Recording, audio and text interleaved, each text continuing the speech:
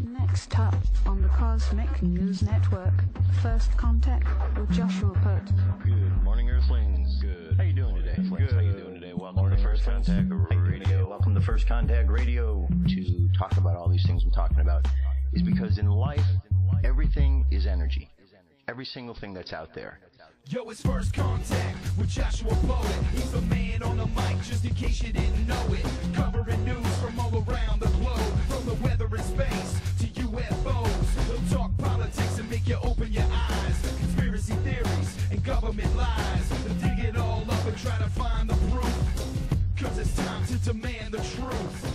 It's time. First Contact Radio. We have time to demand the truth. It's time. First Contact Radio. We have time to demand the truth. It's time. First Contact Radio. It's time to demand the truth. Radio. We have arrived. First Contact Radio. Good morning, Earthlings. How you doing today? Welcome back to First Contact Radio. Today is Tuesday, the 9th of September, right here. So we see that yesterday we came out of our full moon. So I hope you had a good full moon evening. Yesterday our moon sign was in Pisces. Today we could see two signs, so we're making a transition. That transition doesn't complete itself till this evening, 6:33 p.m. So throughout the course of today, or a good portion of today, we're going to be finishing up the moon sign in Pisces. So the moon sign represents our subconscious mind. So our subconscious mind is dealing still with the Piscean ideas, watery ideas or emotions, and we're going from there into Aries. Aries is fire. Fire is ideas. Pisces is the last sign of the zodiac. Aries is the first sign. So our moon sign, our subconscious mind, is making the cycle going from the last now to the first. Okay, we're getting ready to start again. That will begin this evening. Aries is the pioneer, charges forward, fire, ideas. Pisces is emotion, so we're dealing with emotions coming out of those. Our moon sign, Virgo, same as it has been. Virgo is helping others, providing service, teaching, education, shining the light for others to see. In the tarot card, it's the Hermit, who holds the lantern high, sharing that wisdom and that information. Okay, let's see if we have any aspects we need to be aware of. Avoid, of course, moon throughout the course of today. What that means is the moon sign itself is leaving Pisces and it's going to Aries, and there's a period of time where it's in between Pisces and Aries. It's not really in one or the other. It's in this place called a void of course, and that's where it's going to be this afternoon for a couple of hours, and then it goes into Aries. We do have a trine between Mars and Pisces. So our emotions are going to be in a real strong place with our passions, which can be a good thing because we need to apply and make our passions shine from the things that we're doing. So if we can apply our emotions to them, that really can be very helpful. And we have a trine which shows that there's something positive that comes out of it, a positive connection there. Now we have a square going on later. Remember, squares are lessons. So there's a lesson going on between Mercury, communication, and this sign here. Let me enlarge this a little more. This sign right here, which is Pluto. So Pluto is about deep transformation. It's one of the planets that's way out there. So it's deep, deep in the cosmos. So we think of deep in our consciousness. So deep transformation is taking place with the Pluto part of ourselves in areas of communication, how we express ourselves into the world. And then about an hour after that, we move into Aries for our moon sign. The numerology for today, that is based against the calendar, the Gregorian calendar, is number 7. So based on our date today of September 9th, this is how we come up with the number 7. The 9 for the month, the 9 for the day, 2014 for the year. Add them all up together, 9 plus 9 plus 2 plus 0 plus 1 plus 4. Altogether you have a 25. 2 plus 5 equals 7. So we're continuing to reduce till we get to one number. It's called theosophic subtraction. So 7 is our numerology for today. 7 in the tarot cards is the card of the Chariot, who represents the astrological sign of Cancer, which is a water sign. So it means that 7 is dealing on one hand with the ideas of emotions, but protecting ourselves from all of the emotions, because the Chariot wears the armor to protect oneself. The 7 position is right here. Here's the Chariot. And the position of the Hermit, Virgo, right here. And the position of our moon sign, Pisces, is right down here, but we're going to be changing from Pisces to Aries, which is right up over here, the Emperor. Okay, gives you some ideas of where our placements are today. 7 is victory, but 7 is also the Chariot. So we want to consider the different ideas of what 7s are about, because there is a victory implied with the charioteer. It looks like a warrior going out. It looks like he's off to engage in some sort of contest or conflict. The victory sphere here is the sphere of emotions, and the charioteer wears the armor to protect oneself from all of the emotions. So there is a connection here that in order to overcome or to attain true victory, we have to overcome all of the challenges, one of which is our emotions. Let's take a look today at Aries. How about that? Since we're coming upon that, Aries is the Emperor, represents the moon sign we're moving into. So when we look at these cards, again, we're looking at the whole card, because it all has a meaning together. So we look at the color red around it. Red is the color of action. So there's a lot of action implied with this card. The fundamental meaning of the 4th card is reason. The key is called the Emperor, and the Emperor is the one who oversees and controls. It is the basic function of reason, for by it we supervise and control our daily activities. Vision is also attributed to this card and has a close connection with the faculty of reason, when we consider reason as insight or mental vision. Physical sight is also meant here, and the orange background is symbolic of the sun, source of the light by which means we are able to see. The mountain represents the fiery activity of Mars and Aries, which are attributes of this key. Aries is also symbolized by the ram's heads and the shoulders and the throne, and Mars by the steel armor with which the Emperor is clad. The 12 points, the ornament, the helmet are also astrological.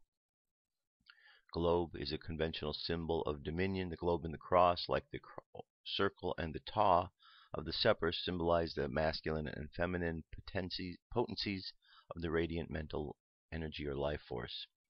The purple flap over his armor hints at rulership, since purple is the color of royalty. And He is the Hebrew letter associated with this. When we hear that one of the names of God is Yod-He Avad-He, this is the He. It's in there twice. It means window. And it's a fire sign dealing with Aries. Okay? Now, our moon phase, currently we had the full moon, so we're still in a bit of a full phase, making our way down to a new moon. So we'll be seeing that moon again tonight, nice and bright. It's a super moon, one of these super moons, so you should still see a pretty good sized moon when you look at it tonight. See, Arcturus is the brightest star, fairly high, due west at nightfall. It's an orange giant, 37 light years away. Off to its right in the northwest is the Big Dipper, most of whose stars are about 80 light years away. The Mayan Oracle, which is a takeoff or version of the Mayan calendar, tells us it's a 2 wizard day. 2 is called the lunar tone. It's where the number 1 splits into 2, and now they're going to find balance with each other. So challenge is implied in the idea when these things split and have to find their balance. So it's called the tone of challenge. The wizard is about timelessness. The guide for today, the world bridger, is about life and death. So we have the lunar wizard guided by the world bridger. The theme is the theme that started yesterday of the Skywalker, which is all about exploration. So these 13 days are all themed about exploration and today would be the timelessness of this exploration.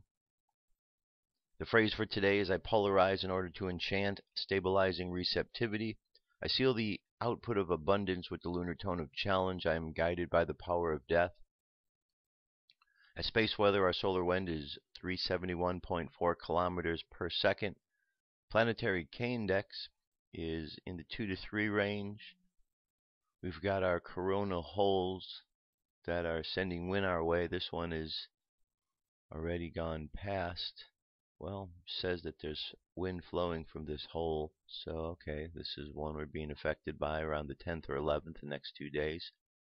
And just what this means is we might get hit with some of this wind, which will affect our planet.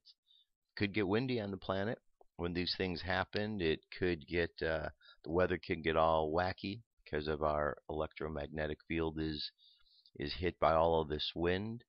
Could provide something as minor as a few glitches on the televisions and the radios. Or you could also have your camera ready because you could have some nice lights in the sky. So anything can happen during these in the sky. Our M-class flare possibility is up now to 75% chance. It went up from 70 yesterday. X-class, I believe, was at 25, so we're up higher there. However, the geomagnetic storm activity in the mid-latitudes looks like it's pretty low, and in the high latitudes, it's a 25% chance, so it's stable from what it is over the next 24 to 48 hours. And on the Jewish calendar, today is 14 Elul. 14 Elul, the daily thought is natural response. There's an easy path to fulfill the Torah, not by forcing yourself, not by convincing yourself, but by achieving awareness. A constant awareness that all you see and hear, the wind that strokes your face, the pulse of the heart within your bosom, the stars in the heavens, and the earth beneath your feet, all things of this cosmos beyond, all are but the outer garments of an inner consciousness, a projection of his will and thoughts, nothing more than his words to us, within which he is concealed. And the master of that consciousness speaks to you and asks you to join him in the mystic union of deed and study. In such a state of mind, could you possibly choose otherwise? All right, there you go. Those are cosmic weather, all the energies and so on we're dealing with today. That brings us up to UFO news, so let's get over to it. Dirk, over to you.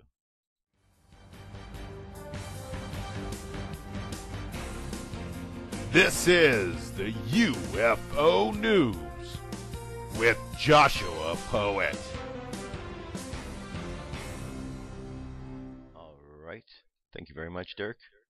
So the first place we're going to look is the sun. The sun has a lot of UFO activity going on up there. I don't know if you realize it or not. If you've been watching the show long enough, you've seen plenty of these.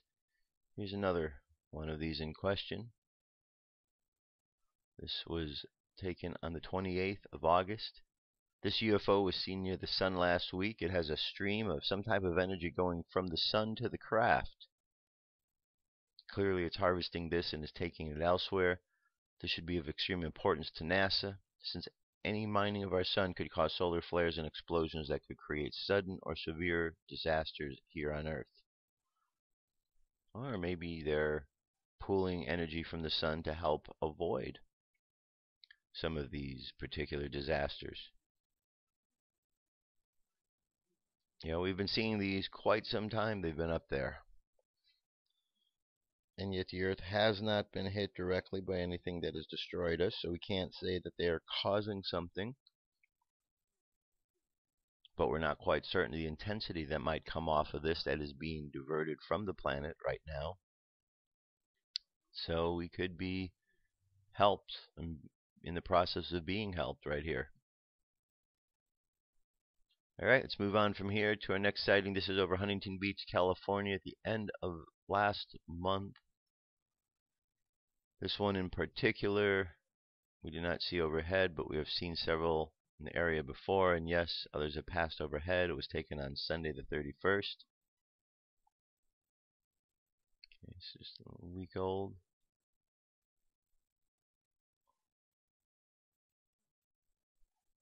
Alright, Alright, certainly if you enlarge the screen you see much better. A 1 minute 27 second video.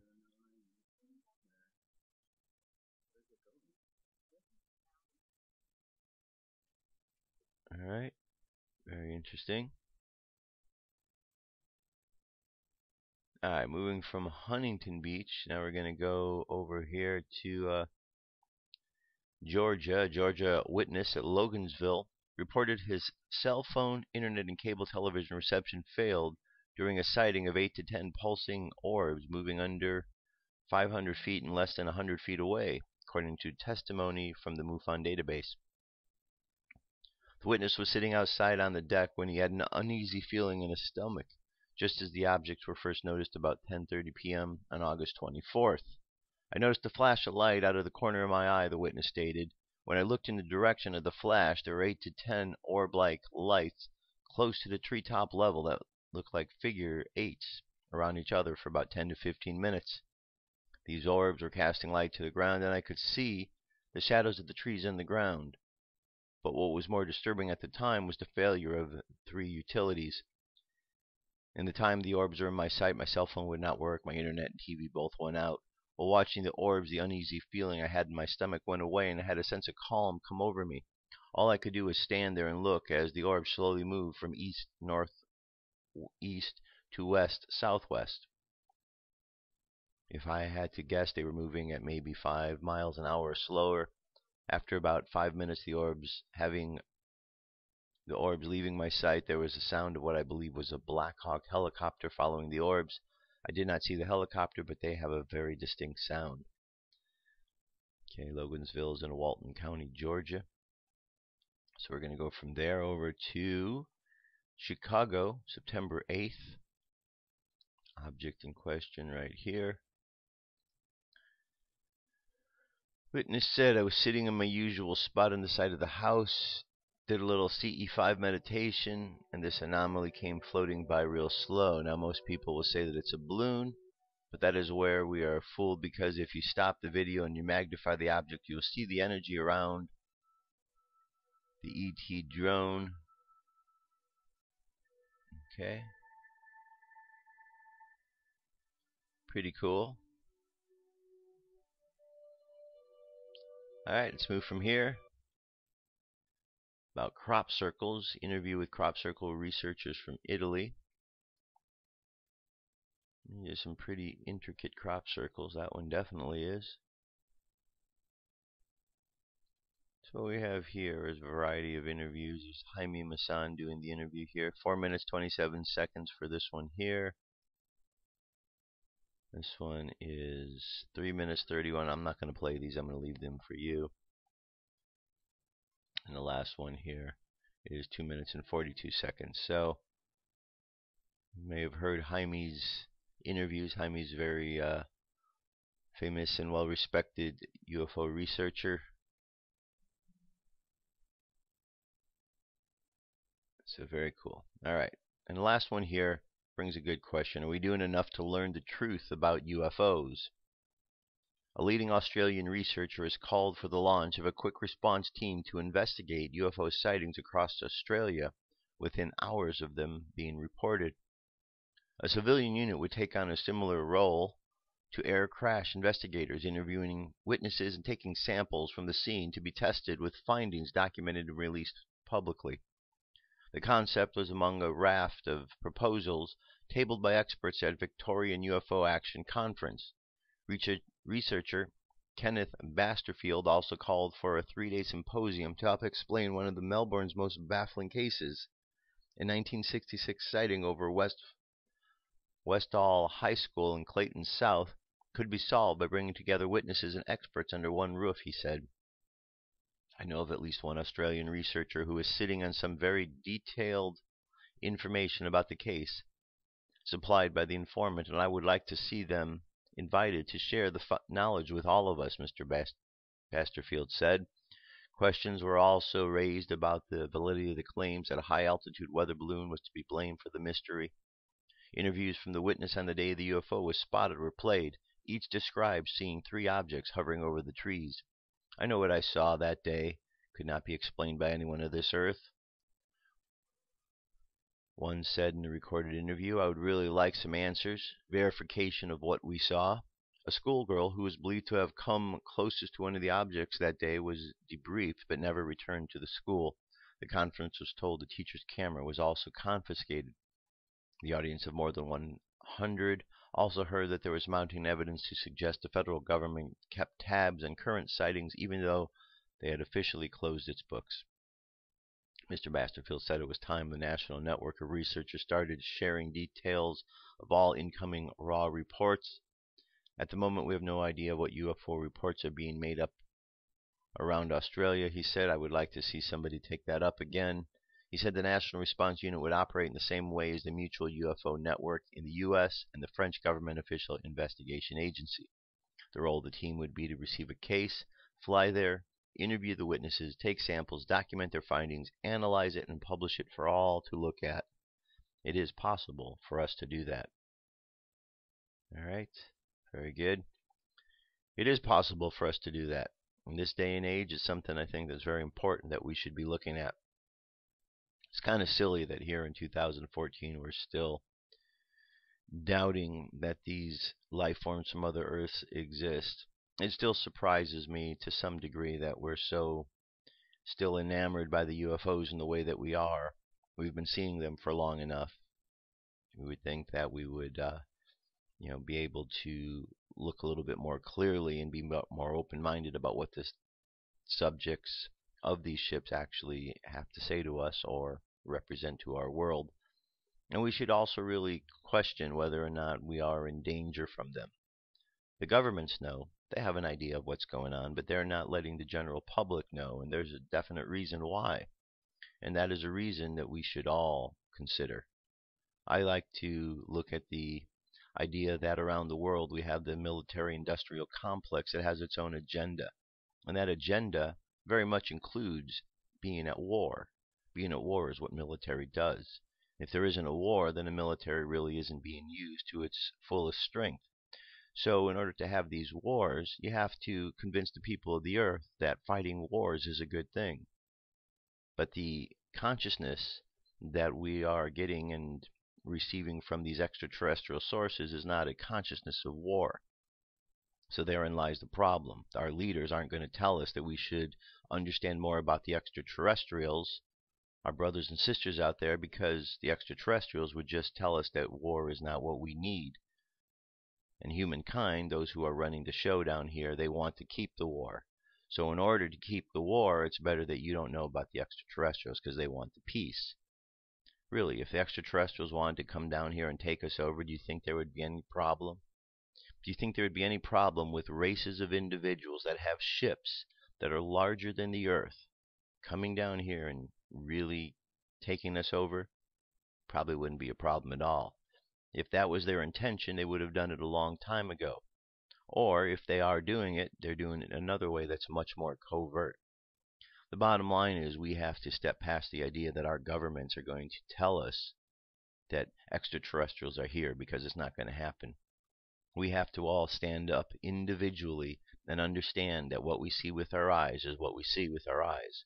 And what we know to be true is what we know to be true. We don't need to have other agencies that have histories of lying to people confirm to us what we know is the truth. We just need to understand what we know is the truth and leave it at that. Just imagine if all the things that we know are true, that we get convinced otherwise, if throughout history, if instead of going through all the lies we've had to weed through, if we just accepted what was true because we knew it to be, acted on it, and it went forward, imagine where we'd be as a society. We'd be so far advanced if we didn't have all the lies that were in our ways. So it seems that the ones we need to get rid of are the ones who are lying. And we know where they're at. They're in our governments. They're in the positions of leadership around the world.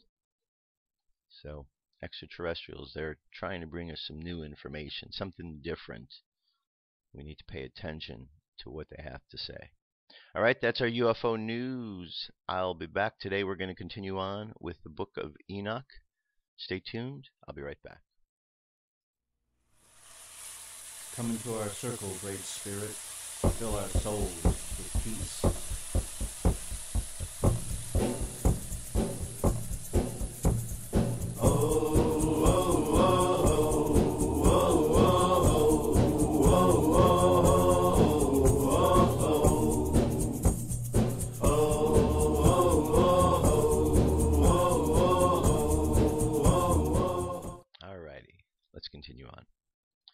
So in the last couple of weeks, on Tuesdays, I have been reading from the Book of Enoch. Book of Enoch here is just for those who are new to this, says the Book of Enoch was written during the 2nd century BCE. It's one of the most important non-canonical apocryphal works and probably had a huge influence on the early Christians, particularly Gnostic beliefs. Filled with hallucinatory visions of heaven and hell, angels and devils, Enoch introduced concepts such as fallen angels, the appearance of a Messiah, resurrection, a final judgment, and a heavenly kingdom on earth. Interspersed with this material are quasi-scientific digressions on calendrical systems, geography, cosmology, astronomy, and meteorology. This e-text has been prepared specifically for sacred texts and is a great improvement over other versions on the internet. So you can just go through here as we've been doing, pick out the chapters and read through. What's important here, the apocryphal. You may or may not be familiar with this word. It simply means the books that are part of the Bible and the books that are not.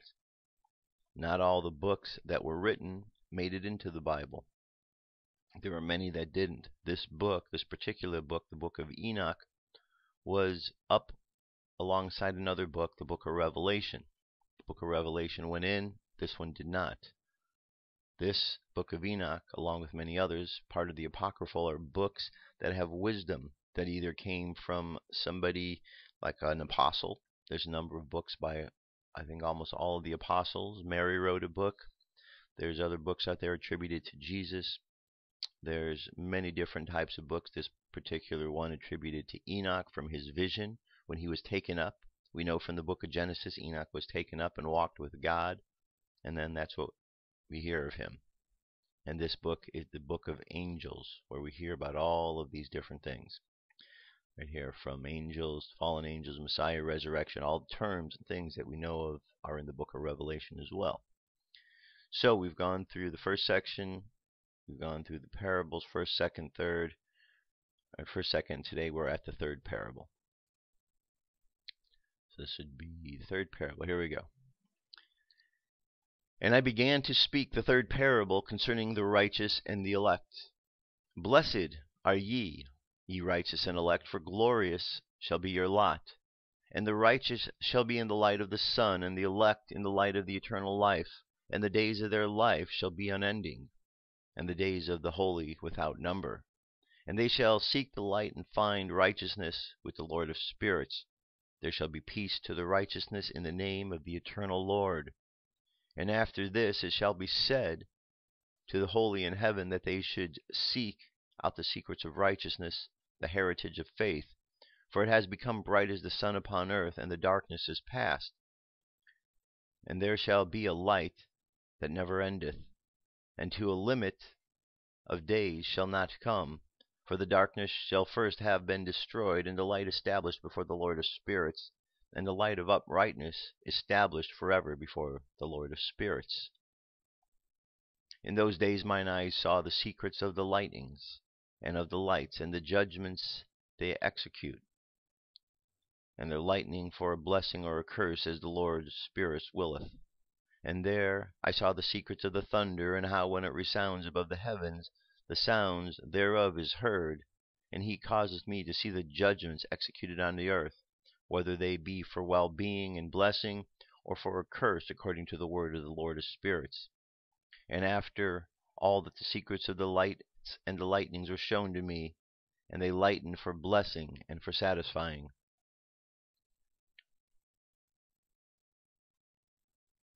All right, now we're going to go from here. Let's go back to the index, because I believe that was it there for the parable, just those two. So now we're going to enter the book of Noah. In the year 500, in the 7th month, on the 14th day of the month of the life of Enoch, in that parable I saw how a mighty quaking made the heaven of heavens to quake, and the host of the Most High and the angels, 1,000 thousands and 10,000 times 10,000, were disquieted with great disquiet. And the head of day sat on his throne of his glory, and the angels and the righteous stood around him.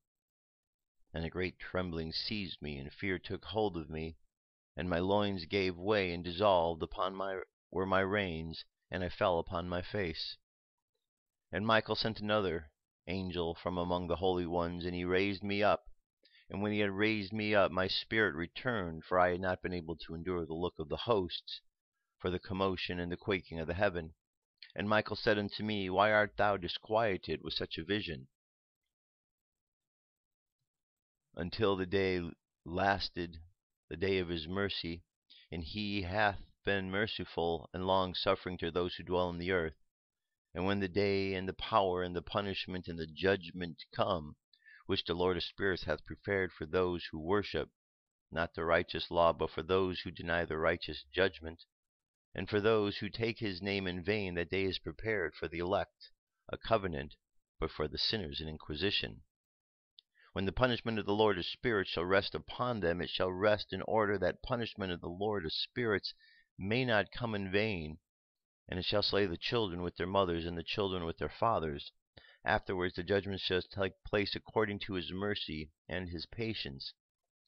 And on that day were two monsters parted, a female monster named Leviathan, to dwell in the abyss of the ocean over the fountains of the waters. But the male he named Behemoth, who occupied with his breast a waste wilderness named Dudian, on the east of the garden where the elect and the righteous dwell, where my grandfather was taken up, the seventh from Adam, the first man with whom the Lord of spirits created.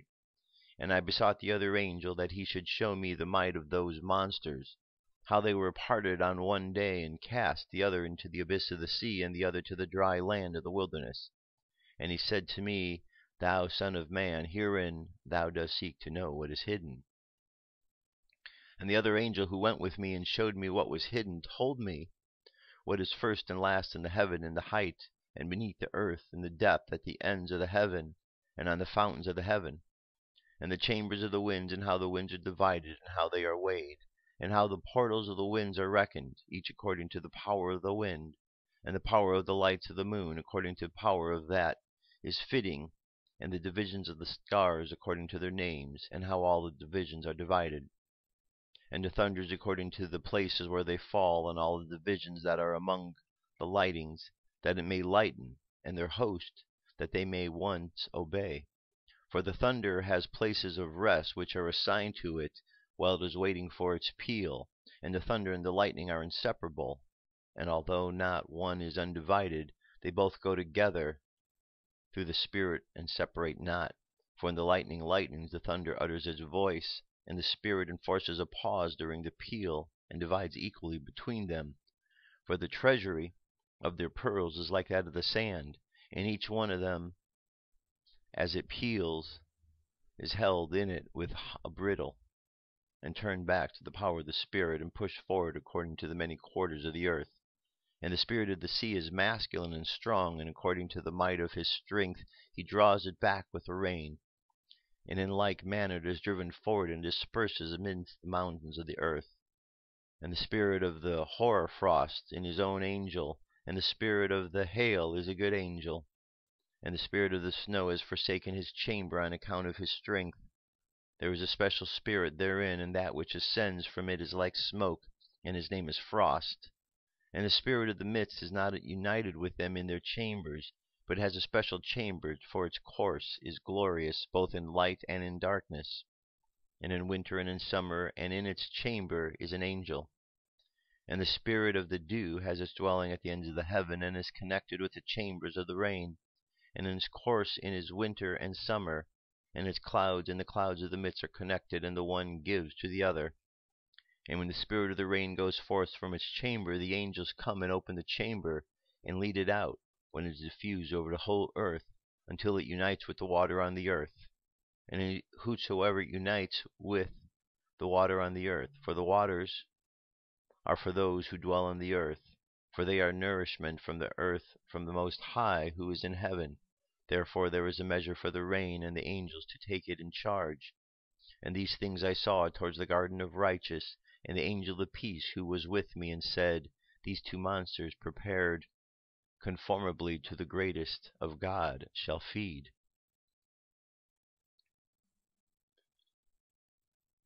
His angels go off to measure paradise, the judgment of the righteous of the elect, the praise of the elect of God. And I saw in those days how the long cords were given to those angels, and how they took to themselves wings and flew, and they flew towards the north. And I asked the angel, saying unto him, Why have those angels taken these cords and gone off? And he said unto me, They have gone to measure. And the angel who went with me said unto me, These shall bring the measures of the righteous, and the ropes of the righteous to the righteous, that they may stay themselves on the name of the Lord of the spirits forever and ever. The elect shall begin to dwell with the elect, and those are the measures which shall be given to the faith, and which shall strengthen righteousness. And these measures shall reveal all the secrets of the depths of the earth, and those who have been destroyed by the desert, and those who have been devoured by the beast, and those who have been devoured by the fish of the sea, that they may return and stay themselves on the day of the elect one. For none shall be destroyed before the Lord of spirits, and none can be destroyed. And all who dwell above in the heaven receive the command and power and the one voice and the one light unto fire. And on that one the first words they blessed and extolled and lauded with wisdom. And they were wise in their utterance and in the spirit of life. And the Lord of spirits placed the elect one on the throne of glory, and he shall judge all the works of the holy above in the heaven, and in the balance shall their deeds be weighed.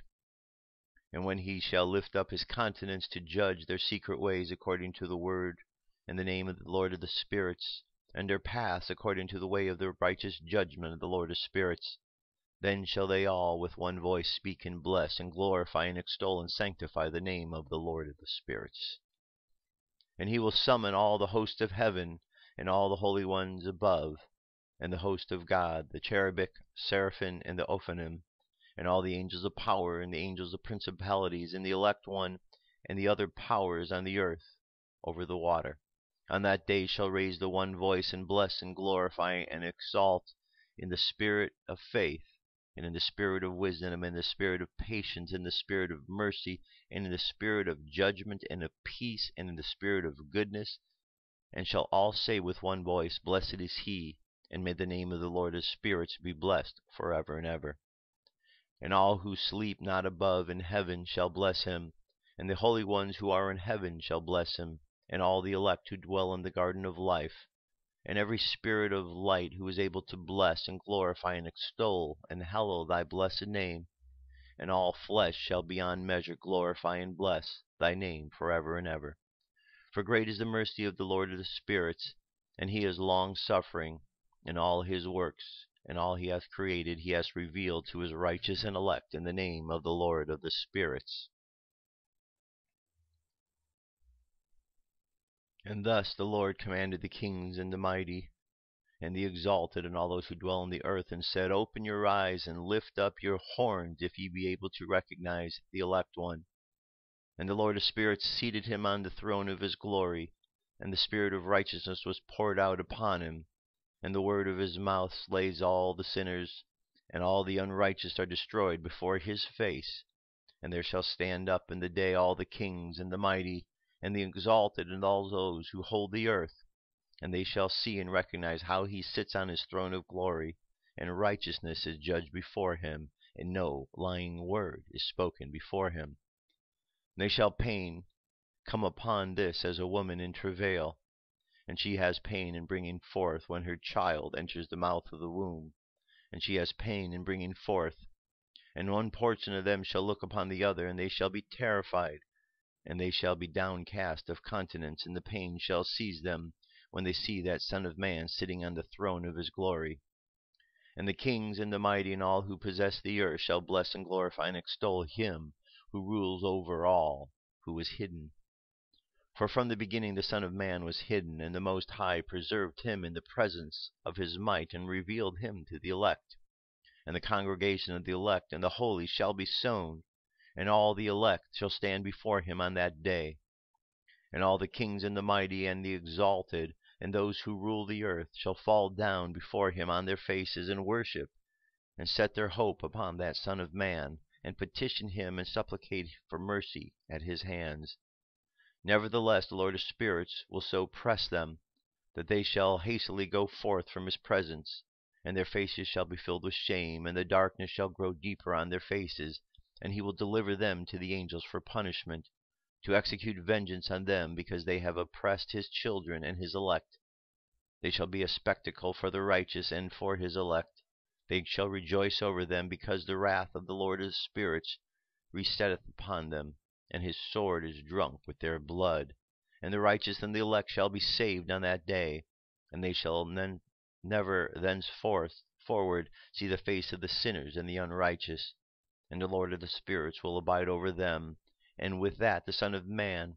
They shall eat and lie down and rise up forever and ever. And the righteous and the elect shall have risen from the earth, and ceased to be of downcast countenance. And they shall have been clothed with garments of glory. And these shall be the garments of life from the Lord of spirits. And your garments shall not grow old, nor your glory pass away before the Lord of spirits. And in those days I saw the mighty and the kings who possess the earth implore him to grant them a little respite from his angels of punishment, to whom they were delivered, that they might fall down and worship before the Lord of spirits, and confess their sins before him. And they shall bless and glorify the Lord of spirits, and say, Blessed is the Lord of spirits, and the Lord of kings, and the Lord of the mighty, and the Lord of the rich, and the Lord of the glory, and the Lord of wisdom. And splendid in every secret thing is thy power from generation to generation, for thy glory forever and ever. Deep are all thy secrets and innumerable, and thy righteousness is beyond reckoning. We have now learned that we should glorify and bless the Lord of kings, and him who is king over all kings. And they shall say, Would that we had rest to glorify and give thanks, and confess our faith before his glory. And now we long for a little rest, but find it not. We follow hard upon to obtain not. And light has vanished from before us, and darkness is our dwelling place forever and ever. For we have not delivered before him, not glorified the name of the Lord of spirits, nor glorified the Lord. But our hope was in the scepter of our kingdom, and in our glory. And in the day of our suffering and tribulation he saves us not, and we find no respite for his confession. Thus our Lord is true to all his works, and in his judgments, and in his patience. And his judgments have no respect of persons. And we pass away from before his face on account of our works, and all of our sins are reckoned up in righteousness. Now they shall say unto themselves, Our souls are full of unrighteous gain. But it does not prevent us from descending from the midst therefore into the burden of Sheol. And after that their faces shall be filled with darkness and shame before the Son of Man, and they shall be driven from his presence, and the sword shall abide before his face in their midst. Thus spake the Lord of spirits. This is the ordinance and the judgment with respect to the mighty and the kings and the exalted, and those who possess the earth before the Lord of spirits. And other forms I saw hidden in that place. I heard the voice of the angel saying, These are the angels who descended to the earth and revealed what was hidden to the children of men, and seduced the children of men into committing sin. Alright, we're going to leave it right here for today. So we've gotten through a pretty good chunk of it. Alright. So again, what we take away from the book of Enoch over and over is the talk of the righteous and the elect. Righteous, those who are using righteously or making right use of the energy of life. So there's the righteous and the elect, and there are those who are going to be removed, the wicked and the ungodly. And we can see who's the wicked and the ungodly ones. We know what's going on down here. The wicked and the ungodly ones, coincidentally, happen to be the same ones who are involved in telling us that we should be afraid of the extraterrestrials, because the extraterrestrials want to do harm to us. But the extraterrestrials haven't harmed us, yet the ones who are telling us we need to be afraid of them are lying to us and doing harm to us as we speak. So when we put it all together, when we really look at what's going on, we realize that something's kind of wacky in the situation. And the ones who we're listening to, we shouldn't, and the ones who are not, we should. Okay. That brings us to In5D article today. The most common messages from spirit, the 7 most common. When people are considering getting a reading from a psychic medium, they often don't know what to expect. If the medium is able to contact their deceased loved ones, what kind of messages from spirits will be sent? Will they be judgmental? Will their messages be sorrowful? Here are 7 of the most common messages from spirits we hear from those who have passed during a reading with a psychic medium. Alright, first one, I'm okay. So when the message comes from the other side letting you know I'm okay, it says immediately following passing, people in spirit want their loved ones to know that they are okay and are happy, healthy, and alive. Common message number 2, my suffering ended the day I died. Many people worry that their loved ones will continue to suffer from their illness, injury, mental anguish after death. Therefore, one of the most common messages from people in spirit is that their suffering ended when they left their bodies. Number 3, I'm closer to you now than I ever was before. People in spirit commonly convey through mediums that they can see, hear, even read their surviving loved ones' thoughts. Consequently, our loved ones in spirit know more about what's going on with us physically, emotionally, and spiritually, and therefore feel closer to us than when they were living in physical bodies. Number 4, I'm watching over you. As an expansion of the prior message, your loved ones in spirit commonly want us to know they are watching over us from the spirit world and guiding us when appropriate and possible. This doesn't mean they are constantly hovering over us at every second, but they check in and out on us. Number 5, I was greeted by loved ones over here. Our loved ones in spirit commonly want us to know they were greeted by loved ones who passed on before them. Upon their return, they often refer to this as a homecoming celebration. Number 6, I'm living in peace, joy, and love in the spirit world. Although it is not possible to put into words the blissful experience of living in the dimension of spirit, our deceased loved ones often try to convey to us how wonderful it is. And number 7, I love you. As simple and as basic as this may seem, love is the most important of all messages. Your loved ones in the spirit always want us to know that they love us, which also means that they forgive us. They are proud of us, and they want nothing more than for us to be happy. And this article comes to us from Bob Olson. The link is available. We've got a nice little movie here. Near-death experiences, 26 minutes in length. So there you go. Check that out. It's a good article. Very good article. In5D has a lot of good articles, so you should, make it a regular stop when you're looking for information to see what they have to say. 7 most common messages. You ever, in watching all the UFO videos, you know what the most common phrases that people say when they have a UFO sighting? What the bleep is that? That's the most common sighting. Replace bleep with any other word, and over and over and over. It makes me laugh every time because you watch the videos, and undoubtedly in every single one you're always going to hear, what the bleep is that? So there you have it. Alright, let's move on to our message for today. And today it comes to us from Jesus. Alright, let's check out what Jesus' his message is for today.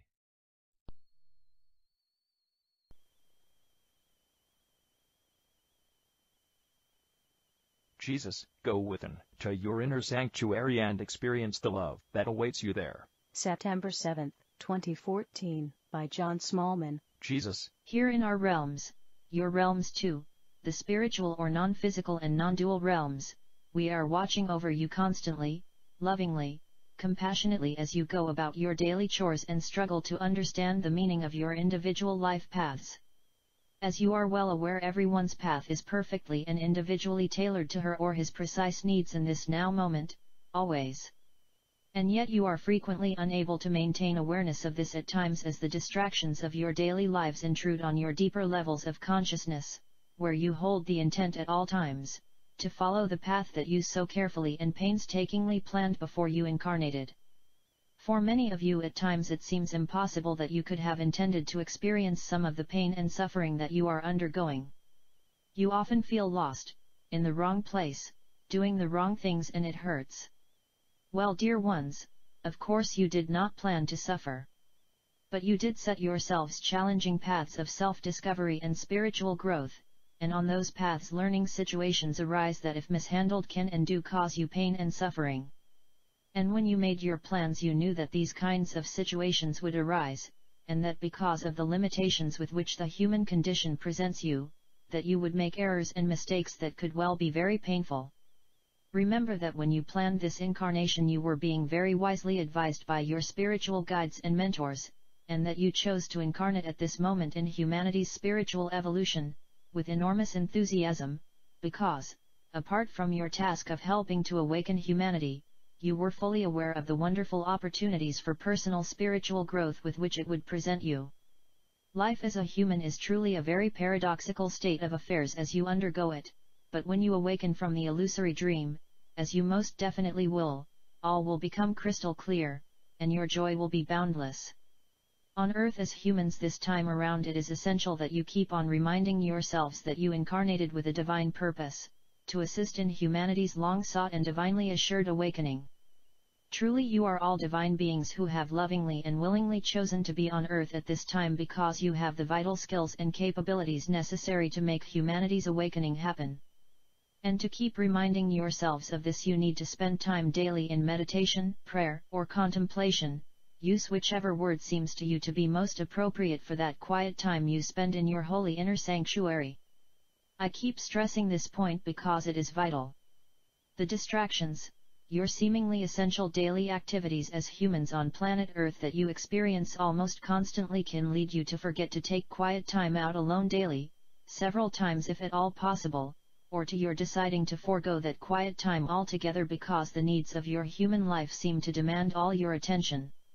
However, you do have the courage, the tenacity, and the faith to bring the divine plan to a stunningly wonderful stage of completion, which is why you are on Earth now.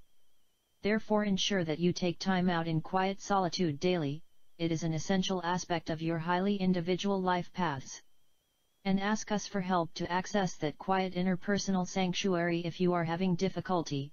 We are with you in every moment just waiting for your call. Your presence on Earth right now in this eternal now moment, is God's will. And because all are one, it is also your will.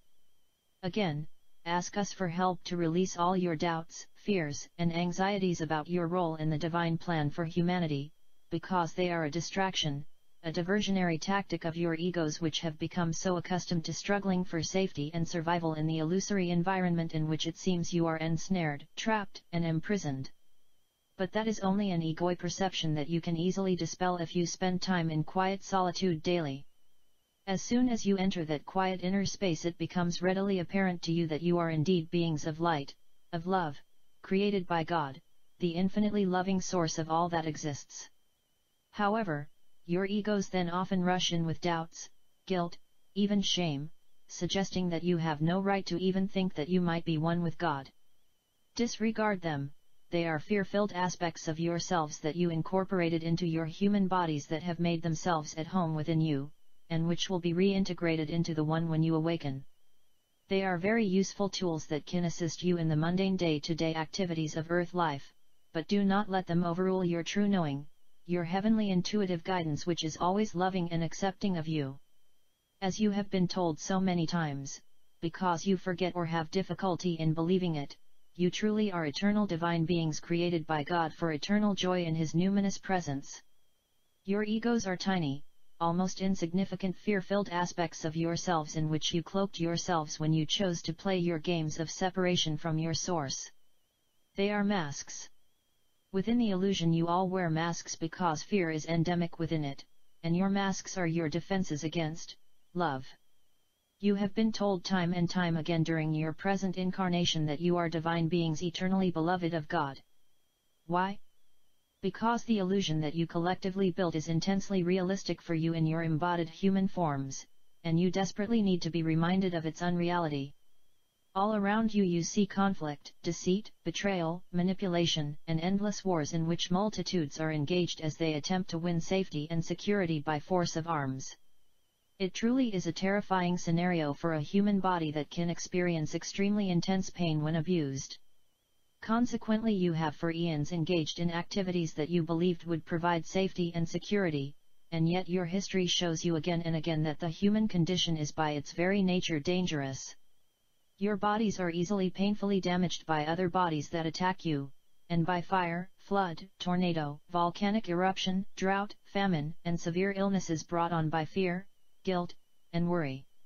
However, you collectively chose to engage with the illusion and play by the rules that you collectively established, and that it seemingly imposes upon you. You have had enough.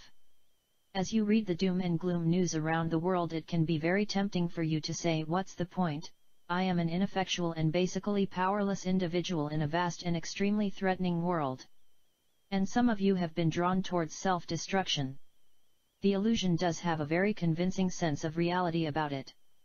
It can appear that you are powerless within it, and the stories you hear about the disenfranchised, the tortured, and the abused tend to confirm that horrific impression. But it is an illusion.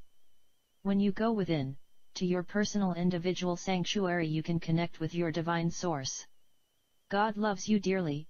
He wants you to stop playing at torturing one another and awaken from the nightmare in which you have been ensconced for so long. However, as long as you continue embracing fear and distrust, you are clinging to the illusion, and it seems that by building bigger and more powerful weapons you can protect yourselves and your loved ones from those who would harm you. And yet your history shows you quite clearly that this does not work.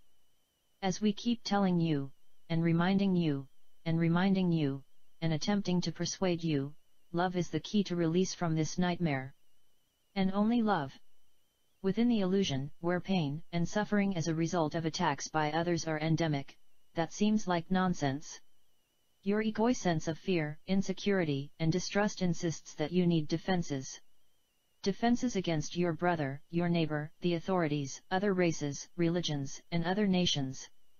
And yet it has been proved time and time again that defenses do not work. Focus on love. Go within to your inner sanctuary, experience the love that awaits you there, embrace it, share it, and extend it to all with whom you have any kind of connection, and allow it to dissolve the illusion so that all may awaken into the stunning brilliance of God's eternal light, His all-embracing love for each one of you.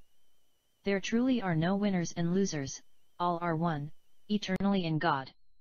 Wake up and enjoy reality, your eternal home, the home from which you have never separated, and be once more in joy. Your loving brother, Jesus. All right, good message indeed. Isn't it ironic that here we live on a planet where we have tons of books that come from spiritual teachers and masters that tell us the simplicity of life is about love, and yet we continue to build up more weapons and everything against the love. It's really weird how we have to go through this progression of learning what not to do so we know what to do. But as long as we get there, I guess that's the important part. So let's go to our meditation for today. Close your eyes, take a deep breath, and exhale. Take another deep breath, and exhale again. And inhale, and just inhale love, and exhale love back into the world. And just focus on love. And as you inhale the love from what exists out in the world, and realize how much love there is to inhale. And as this love circulates through your body and you breathe it out into the world, just know that with each breath you're adding love to the world to help all those who are confused. And you continue to breathe in love and breathe out love. And as such, you are a part of the process. Simply spreading the love around the world. And as this love gets spread, people find themselves strengthened in faith. They find that the ways of protections are no longer necessary, for there is nothing to be protected from. We find that our defenses and the walls that we put up are no longer necessary, because we all realize our oneness. And we realize that the love that connects all of us is much greater than the walls that divide us. And so we just imagine looking at the world, looking at all the places where there are challenges, and we send love. We send love to the leaders who are caught up in warlike mindsets, that they realize war is not the answer. We send love to all of those who are in law enforcement, that they realize the peaceful nature that needs to occur in the world needs to start with them. We send love to all of the teachers, that they have the courage and conviction to teach the young children the things that will help them evolve and grow, and that they have the courage to stand up against those things which are not right to be taught. And we send love out to a world in need of a moral compass. And as we send out this love, we find that we put ourselves back on the path of morality and righteousness. And so we just think about love as we go through the course of today, and think of all of the things that are changed in a positive way by love. And let that be enough. So let your subconscious mind continue on that journey about love. Contemplate the affirmation, I am strong, and let that reverberate through your mind as you contemplate these ideas of love, and use your strength of will just to send this love into the world. So let your subconscious mind continue on that journey, and let's bring our conscious mind back to the present moment on the count of 3. 3, coming back to the present moment filled with confidence. 2, coming back to the present moment filled with faith. And 1, coming back to the present moment happy, healthy, and whole. Happy, healthy, and whole. Take one more deep breath. Exhale, and open your eyes. That's it, my friends. That's our show for today. Thank you very much for being here. I'll be back tomorrow with more news information. Tomorrow we're going to talk about Atlantis, in addition to everything else we normally talk about. Have an awesome day. Have an awesome day. Enjoy the rest of the full moon. And just keep loving each other. I love you. And if we just keep loving and loving every one of us, we'll be doing all right. Peace. I'm out of here.